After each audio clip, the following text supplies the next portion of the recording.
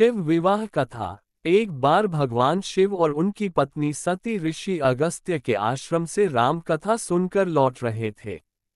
एक जंगल के रास्ते में शिव ने भगवान राम को अपनी पत्नी सीता की खोज करते हुए देखा, जिनका लंका के राजा रावण ने अपहरण कर लिया था।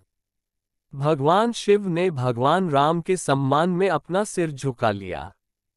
सती भगवान शिव के व्यवहार से हैरान थी और उन्होंने पूछा कि वह एक नश्वर व्यक्ति को क्यों प्रणाम कर रहे हैं। शिव ने सती को सूचित किया कि राम भगवान विष्णु के अवतार थे।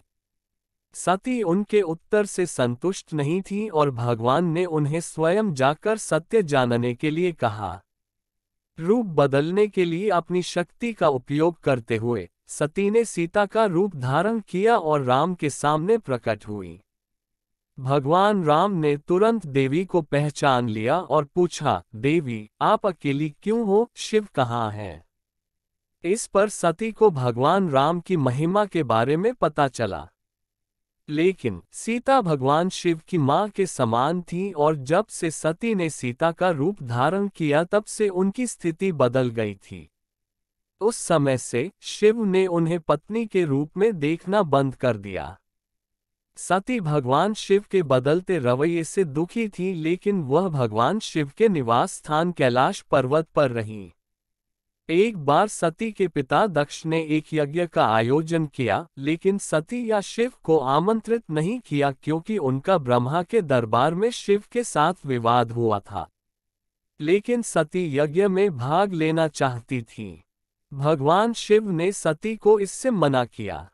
यज्ञ के दौरान प्रजापति दक्ष ने शिव का अपमान किया और उन्हें यज्ञ का हिस्सा भी नहीं दिया।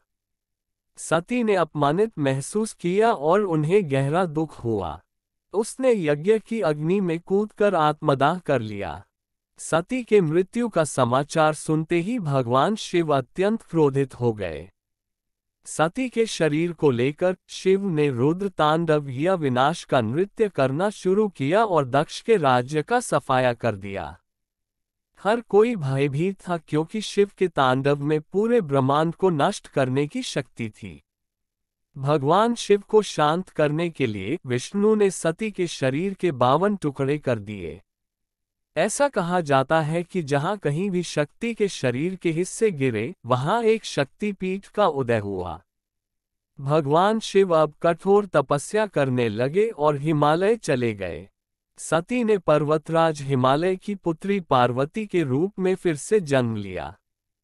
उन्होंने शिव को पति रूप में प्राप्त करने के लिए तपस्या की। भगवान शिव ने प्रसन्न होकर उनका मनोरथ पूरा किया। फाल्गुन के महीने में अमावस्या से एक दिन पहले उनका विवाह संपन्न हुआ।